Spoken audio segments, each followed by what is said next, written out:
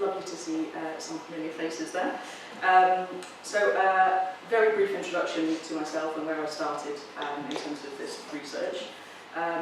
Like I said, I am a self-professed nature-loving nerd. I'm usually found somewhere in the middle of the Irish Sea, frolicking around, or finding some nice seaweeds, or following fish.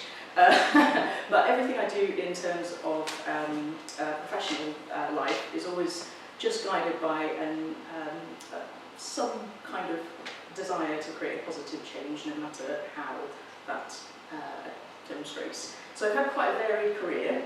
I work part-time at UCM, but as Pippa mentioned, I've also worked in the creative industries all throughout my life. So I've been everything from a game designer to an illustrator. I've run local businesses on the Isle of Man that, again, have been a little bit community-led. Multidisciplinary design. But what I like to think of myself of holistically is a creative, ethical problem solver. So that's the commonality between everything that I do, both personally and professionally. So that gave me an interesting starting point and perspective for the research that I did earlier this year. So the research paper I actually did was how can the Department for Education's Sustainability and Climate Change Policy, which I'm calling the CCP because that's a mouthful, help to inform the Isle of Man Department of Education's Climate Change Action Plan, the CCAP. So that's where I started. But I'm going to kind of go through a little bit of a brief overview of what I found there, and then, more interestingly, what are the opportunities for us moving forwards. So just a tiny bit of context first, which will come as no surprise to anybody in this room, and I think people much more knowledgeable than me have covered earlier today. But guess what, we're in the middle of a climate crisis. It's quite urgent. A couple of small statistics there are that we are losing about $8.43 billion per year in terms of what we're spending on trying to rectify this climate crisis, and have found about 2 million deaths caused by climate crisis since 1970. So it is real, it is happening at a rate of knots. And this is the place we find ourselves in at this point in time. So obviously there's been a legal obligation by lots of nations now to reach net zero by 2050, and even more alarmingly 45% by 2030, because we don't seem to be very on track for that particular goal. And that does actually affect education in itself. So as well as talking about how we can integrate it to education, I think a lot of the aspect that we don't see in our society is the impact that climate crisis has on students elsewhere. So it disproportionately affects people in lower income countries, but millions and millions of students are missing out on education because of climate change, whether it's extreme heat or natural disasters. You can see that in low-income countries, about, on average, 18 school days are lost a year at the moment, compared to only 2.5, roughly, in wealthier countries. On top of that, while there's a lot of impetus from governments to financially support the climate crisis in various arenas, only about 1.5% of that money is going towards education in terms of climate. So that's just an interesting thing to think about as we move forwards. So in terms of what this kind of looks like for us and why we should start to think about integrating climate education to our curriculum, is even if we start now, I love the saying that the best time to plant a tree was 30 years ago, the second best time is now. I think it's the same for climate education now. We should have been starting a long time ago, but let's start now. And assuming that we start now with primary schools in 2025, that would mean that by 2041, we would have in the British Isles almost 3 million climate educated students, and almost 4% of the workforce that are educated, equipped and invested in helping the climate crisis. So for me as an educator, that seems worthwhile. I don't know about anybody else. But at the moment, it feels like there's a big gap in between what we're setting students up to learn in terms of their knowledge base and interest, and what we need to deliver and what we need to be providing as a society. So I'm going to briefly go through the SCCP. I will always struggle with that one. Just to let you know what the overview is of what the UK's strategy is in terms of integrating climate education to the education system.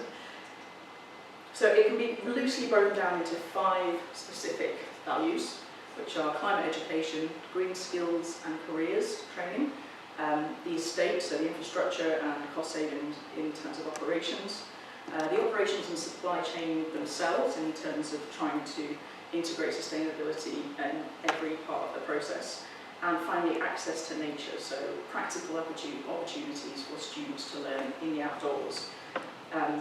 Now that basically says to me we've got 3 out of 5 of the core objectives being tangibly linked to education delivery, which is fantastic. And this is the first time anything like this has cropped up in the UK at all, so it feels like a very, very positive start. So the way they are looking to manifest this is introducing the Natural History GCSE, which is a fantastic start. It is worth noting that at this point in time it's not a compulsory GCSE, so it's very much up to each institution whether or not they take that on board and invest in educator CPD in order to deliver that, but a very good start nonetheless. They're focusing on a primary school science model, which will be integrated and compulsory. So we're starting from a nice early base of getting learners while they're young, understanding a little bit more about climate change. And we've also got the National Education Park, which is a collaboration between the National History Museum and the Royal Horticultural Society, which is providing lots and lots of opportunities for students all over the country to engage more in practical outdoor activities.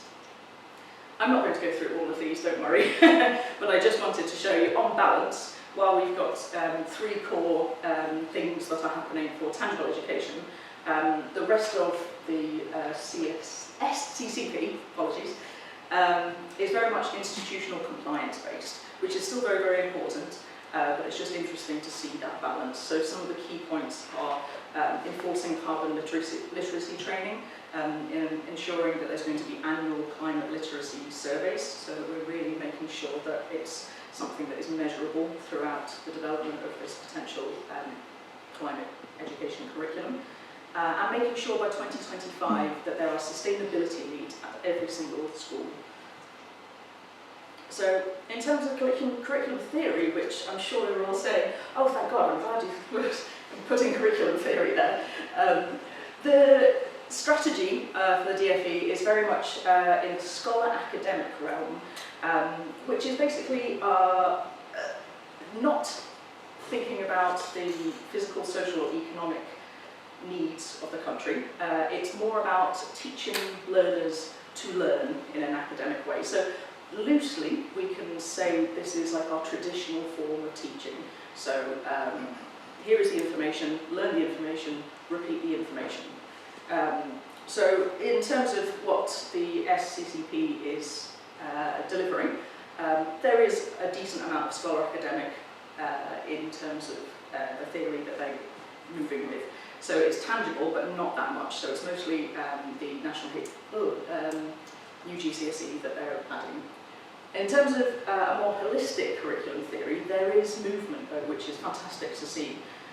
So while our scholar academic ideology is the most prevalent in the UK national curriculum, in this new policy there's much more of a movement towards social reconstructivism, which is really thinking more about, in terms of curriculum, how can we deliver what we need to as a society, how can we improve things for everybody. Social efficiency, again, so this is a little bit more getting collaboration moving, practical outdoor based education, which is very strongly encouraged in the policy. And we're seeing a much more focused area on learner-centred engagement, which is absolutely fantastic. So again, while none of those curriculum theories are mandated, we're seeing a big shift in how the government is asking us to deliver information to young people. So essentially, what we need to do holistically is try and educate young people, but with a view to allowing them to envisage that there is a positive solution to climate change. Not through fear or despair, but this pedagogy of hope that a few people are hypothesising about. So pretty quickly we're going to go to the Desk's Climate Change Action Plan, which was implemented just a year after the DFEs. And we're just going to look at sort of similarities, differences, and just an overview altogether. So once again, we can break it down into 5 different sections, which is identifying emissions, so that we're understanding more about how we are contributing to carbon emissions, reducing our energy consumption in the organisations, reducing waste, adapting our buildings to be more sustainable, and again, operations and awareness, so and making sure we're embedding those core values of sustainability throughout all the operations. Now, one thing I will note is that you might notice that whereas 3 out of the 5 objectives for DFE's policy were education-based, we're actually seeing a distinct lack of that in the Department of Education's, which is not to say that's entirely negative, it's just a difference in approach. So some of the pros of the Climate Change Action Plan is that we are adapting regular progress reviews, which is fantastic. So these sort of smart objectives to make sure we're on track are key, and the department has committed to that. There is a big emphasis on collaboration with external organisations and an alignment with global priorities, which is excellent to see. We also have a fantastic initiative partnering with eco-schools. But again, this is something that's not mandated, but is available to schools if they want to engage with it. So it does align well with the Desk's overarching strategic plan, generally to increase climate awareness in schools and achieve net zero by 2050. There seems to be strong alignment, that's an interesting graphic, with the Isle of Man climate change strategy as well. So continuing to raise awareness again. So all these things that are aligning very strongly are basically raising awareness, which is a fantastic kind of start. We could see more alignment with a couple of objectives of the climate change strategy in terms of exploring tangible curriculum development and providing training for green careers.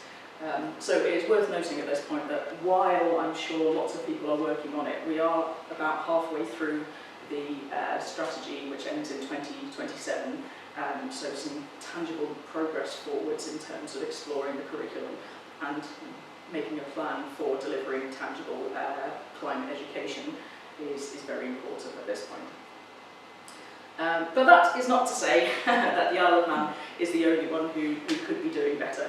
Everybody could be doing better at this point. So by 2021, almost half of international curricula had absolutely no reference to climate change in it at all. And this is despite UNESCO's 1974 recommendations to insert climate education into the curriculum.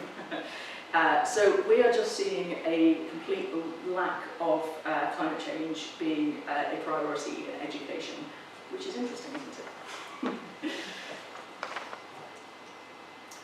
So this all leads back to, very briefly, I'm not going to bore you with the history of national curriculum in the UK, but our national curriculum as we know it today, and yes, this is referring to essentially England's national curriculum, but the Isle of Man loosely follows this in a very similar stage.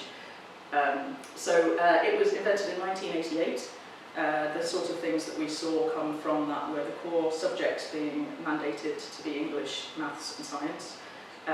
The foundational subjects that became optional were decided. But it's interesting that today the core structure of that has not changed at all. I think probably everyone in this room can remember the core subjects, the foundational subjects. Key stages that maybe have undergone some change. But effectively, we haven't changed the way that we deliver education since 1988. So just to briefly overview some of the global events that have happened since then in terms of climate change. Very, very shortly after the National Education Curriculum was stated in 1989, we had the UN's IPCC set up. So this was the first time that really everybody became aware that climate change was an issue. There was significant evidence to show that humans were having an effect on the natural environment. And they specifically put in a request to increase climate change education in 1989. So throughout the 90s and early 2000s, we had a series of additional protocols, assessments, reports that show that climate change is becoming more and more of an issue, and it is more and more important that we include it in education. And finally, in 2022, we have the Department for Education's Sustainability and Climate Change policy. So this is the first mention of climate change at all. Side note, apart from the 2013 mention of climate change from Michael Gove, who asserted that we should take it out of any science curriculum at all, so it should not be mentioned. That was very quickly revoked. But apart from that, we've not had any mention of it at all. Now, I've just put in a bit of a comparison here, because I think IT, computing, AI, coding, all these things are incredibly important and are something that we're more and more trying to integrate into our curriculum. So similarly, we've got a bit of a timeline here, starting in the same time, 1989, when the World Wide Web was invented. And since then, we have, again through the 90s and the early 2000s, more and more development in progress. So graphical, user-friendly browsers, Facebook, social media, iPhone, and in 2014 the government did respond to this, and the old ICT curriculum was replaced by the computing curriculum, which focused much more on coding, programming, computational thinking skills, so much more practical application of the possibilities that everybody was seeing in computing and IT. Which again is interesting, isn't it? And whether that is because it is very clearly obvious that ICT and technology has potential financial associations, it's difficult to discern, but I would propose that we maybe reframe climate education altogether in order to make it feel more attractive to integrate into our curriculum holistically. So, to start with, we would be providing holistic essential skills to our learners, which is very, very well proven at this point in time to improve social and emotional health, general well-being, it increases employability, it improves social mobility, and it increases inclusion and social equity. These are not opinions, these are facts that have been concretely proven over and over and over again. It's also shown to increase learner engagement, because it has a relevant use value. Learners have grown up in an environment that is different from how we all grew up. Climate change is one of the fundamental issues that they're facing today. So by providing something that addresses that, we're making it much more relevant for them today. Finally, employment generating. There's always a huge push. We've seen it with the UK curriculum, we've seen it in the Isle of Man. We even have it at UCM. It's important that we set learners up for employment. And this does exactly that. It's a growth market. There are new jobs popping up left, right and centre that currently we are not educating towards. Now, always, especially I've noticed when I teach, I say to students occasionally that the jobs that you're probably applying for when you leave university, when you leave school, don't exist yet. I can't concretely tell you about them yet because they develop at such a rate. But if we integrate those holistic essential skills that are setting people up for learning anything that is relevant in this day and age, we are doing everybody a huge favour. But not only that, everybody. What if I told you that by including climate education in the curriculum, we could tangibly reduce carbon emissions? That would be pretty good, wouldn't it? That would be pretty good. And that is exactly what is happening. We can tangibly do that. Now, just really quickly to go back to the employment section, climate-friendly sectors represent the highest employment creation potential. So, right there, we've got a really good, tangible reason to include climate education in our curriculum. Over half of energy employment at the moment, and this was based in 2021, is in clean energy, not fossil fuels. So we actually have a greater potential to include employability if we focus more on this clean energy. But back to climate education and carbon emissions, because this blew my mind. I don't know about you guys. But we had a great study in 2022 that said if only 16% of secondary school students around the world, focusing on middle and high income countries to make it plausible, feasible, studied climate change in their education, 19 gigatons of carbon emissions would be cut by 2050. Now, to give you an idea of what that looks like, because I don't know what a gigaton is, this becomes one of the main factors, or really it's the same scale or even larger than other mitigation strategies. It would be more relevant than insulating our buildings, it would be more relevant than swapping to electric vehicles, more relevant than creating offshore wind farms. It is that huge. And the way that happens is by the development of students' personal connections to climate change solutions. So they become personally invested in it, they change their habits. It's that simple. We have that opportunity with them. So climate education equals climate change, but climate change in a positive way. So back to our learners again. So what are the attitudes and contexts that is happening with our learners these days? So over 70% of young people feel hopeless in response to the climate crisis. Hopeless. 70% of them also have this eco-anxiety, which is real. If anyone feels like that, sounds very wishy-washy, maybe it does, but it's real. It doesn't matter if you believe in it or not, or think it is a category of mental health problem. Nonetheless, 70% of our young people are being affected by it. They want to learn more about climate change, and the fact that they are not learning about it is increasing their anxiety. Now, almost again, 70% of them, 14 to 18 in secondary school ages, feel like climate education should be included across all subjects, so not segregating it all, but allowing us to understand how it informs every aspect of the curriculum.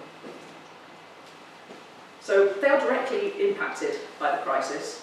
They want to do something, but they are not being given the skills, the information, or the opportunities that they need to be able to tackle the problems that they see and they are growing up with. A side note, why attendance has gone down is up for grabs in terms of solutions. Obviously, well, I say obviously, as educators, we saw an enormous drop in attendance, both long and short term, after COVID. And whether that is still to do with COVID or it's to do with shifting ideologies or anything like that, we're not sure. But regardless, in 2021, 84% of students said that they were happy with life at school and college. In 2024, that's reduced to 60%. Again, back in 2019, we see overall absences of being just under 5%, and at this point in time, they're almost 7.5%. So these are significant numbers. We're seeing an enormous reduction in attendance, which directly transpires to students that are not being educated generally. If this is to do with COVID, that's something we have to address, but if we start delivering information and curriculum that is more relevant to them, and they are more engaged, they're more likely to show up. Yes. So, moving on to opportunities, which is the fun part. So, specific to the Isle of Man, we have curriculum agency. This is fantastic. We are an independent nation. We can do what we like. The DESC's Strategic Plan 2021 to 2026 is invested in creating a revived modern curriculum, which is fantastic news. The government is already engaged in doing this, and we have the agency to be able to do that. Not only that, but in 2019 we had James Curran create our impact report, which laid out some fantastic methods and step-by-step processes to incorporate climate change in our education system, in our curriculum. So a lot of the work has been done, and it's a matter of just implementing it now.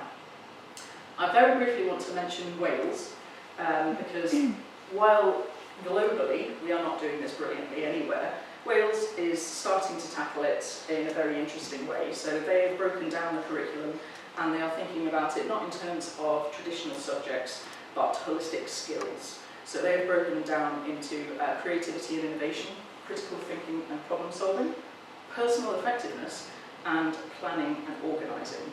So all the way through their curriculum, they're really promoting collaboration, cross-disciplinary learning, and really thinking about it holistically.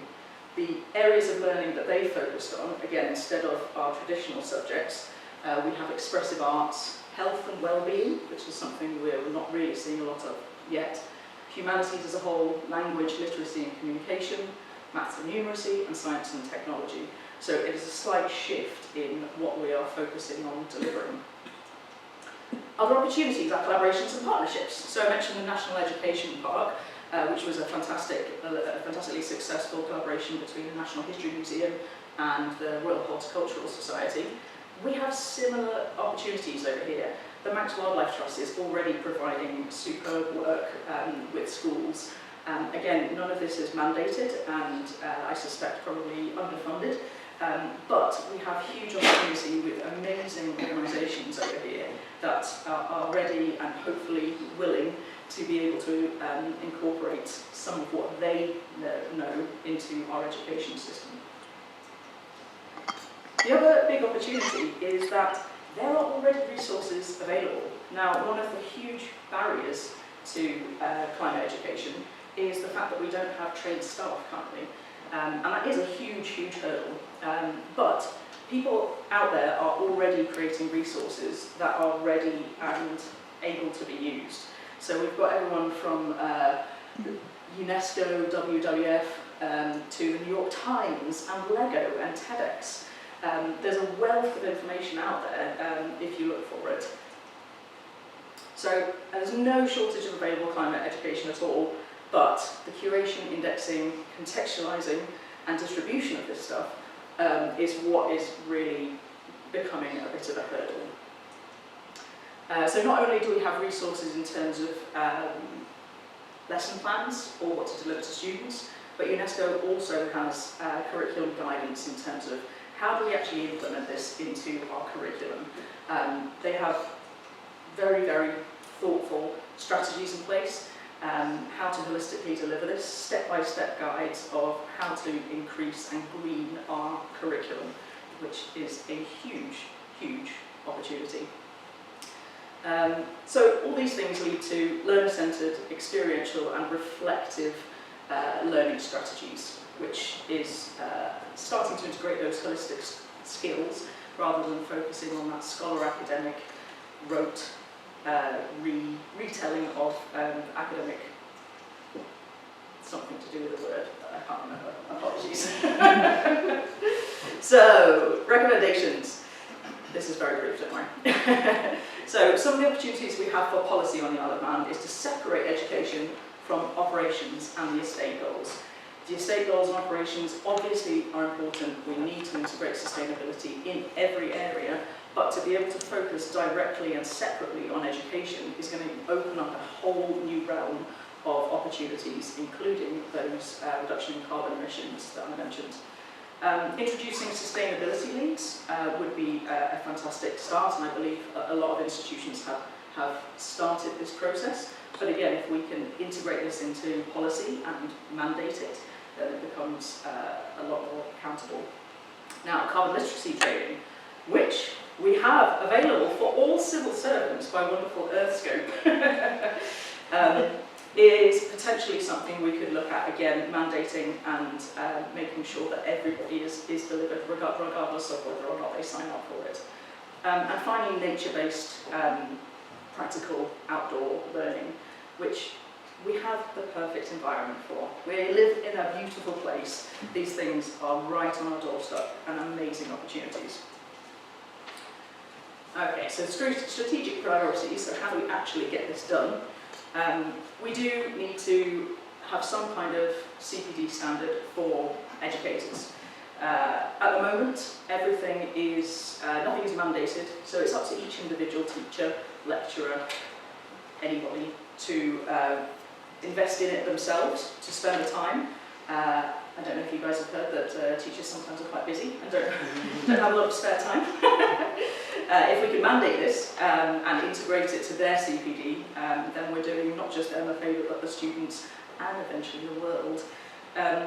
Ring-fencing some funding to commit to all of this is something that lots of recommendations have noted down in the Department for Education in the UK's policy.